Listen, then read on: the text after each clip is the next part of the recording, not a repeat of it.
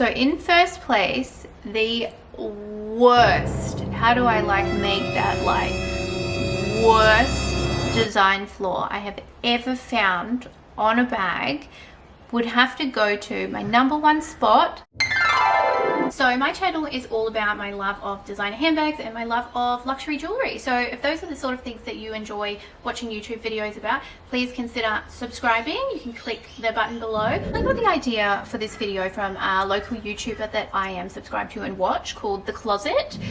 5 luxury design flaws that he has found in bags. His video is linked in the description below, so you can check out that video. But I have actually found a heap of design flaws from bags that I have purchased in the past and sold, usually because of the flaws, because I just can't get over them. The Chanel Coco handle. It's literally the worst thing that I've ever seen on a handbag. The bag was fine, except for the hardware. So this particular flaw was horrific, and I'm going to show you pictures of it. So where the strap connects to the hardware on the bag, it rubbed so much in the space of like a year, which is not even very long for a Chanel bag. It rubbed so bad into the metal hardware that it actually looked like it was about to snap. So that's the whole reason I sold the bag. Like, I really liked this bag. I thought it was a really nice, cute bag, but the hardware just was so poor quality that it made me sell the bag. Now, I actually Googled this problem to see if anyone else has come across this or if it was just my particular bag.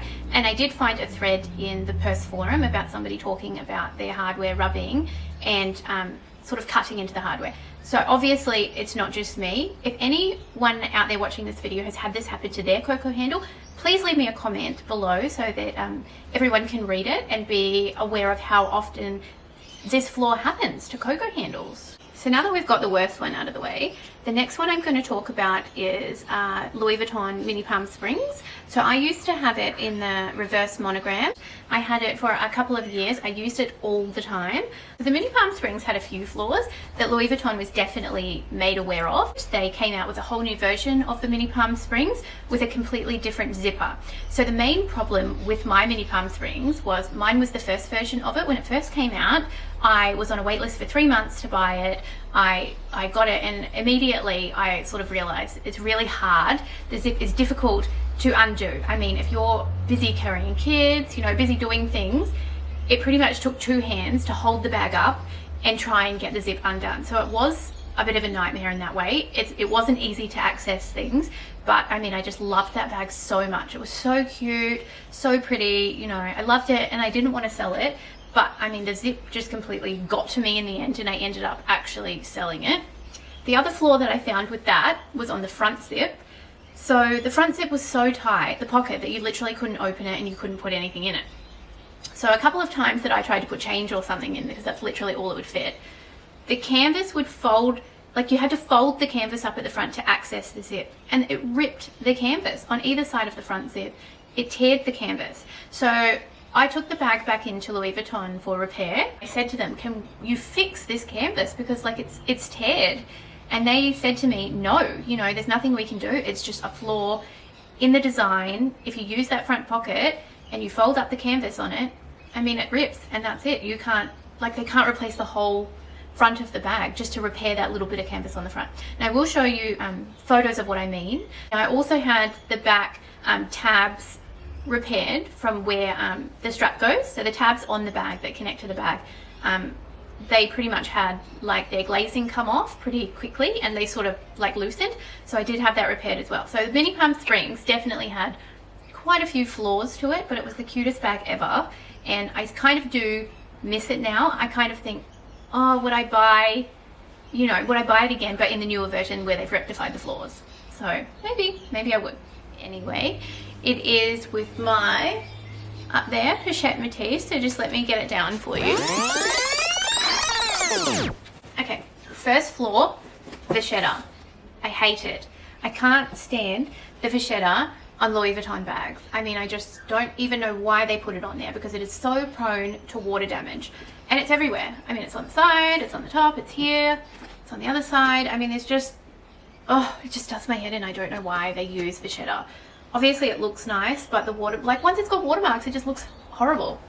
The second thing is the clasp is difficult. It is not a one-handed clasp.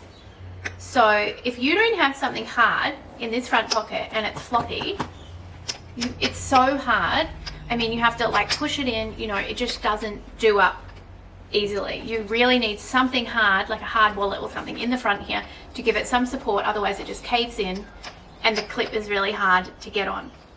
A couple of times while I've been out with my kids, I've been wearing this bag, I've tried to sort of, as it's on my shoulder, fiddle around and like click it in, and it actually hasn't, like I've thought it has clicked in and it hasn't clicked in, and then I've realized later like that I'm walking and it's banging and, you know, all my stuff's like it's open, and then I freak out that have I lost something. So it's definitely a two-hand job if you don't have something in the front. Otherwise, I mean, stuff it full and make it hard, and then it's definitely easier to clip together.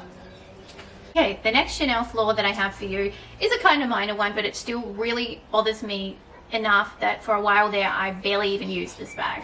So it's the mini rectangle. It would happen in all minis. It's not particularly this black caviar mini that it happens in, but like all minis, is the position of the serial seal sticker. So I'm going to show you what I mean. So I ended up buying a bag liner to rectify this.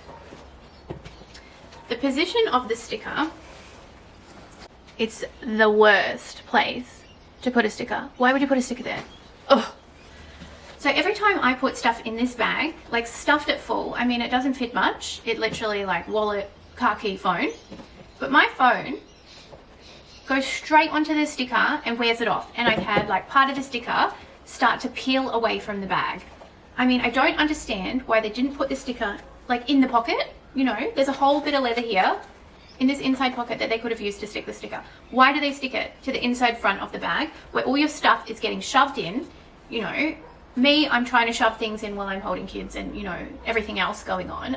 I'm not going to be delicately putting my things in. And when my phone has a case on it and it goes in, it's going directly onto the sticker, and then the sticker's coming off. So anyone else that has this bag, have you found that? Like, does that bug you? The placement of the sticker. So what I ended up doing was actually buying a bag liner from KD Australia to go in this. Now, because it is thick felt, you're then making a smaller bag even smaller. You can't fit as much in it as you used to. So literally when I use this bag now, see the liner in it, I can only really take like cards and things. I can't take my full size Louis Vuitton, I think it's the Victorine wallet maybe that I have. I can't fit that in here anymore with this liner. But then the catch-22 of that is I'm not going to have my sticker peel off. You know, I don't want half my sticker peeled off.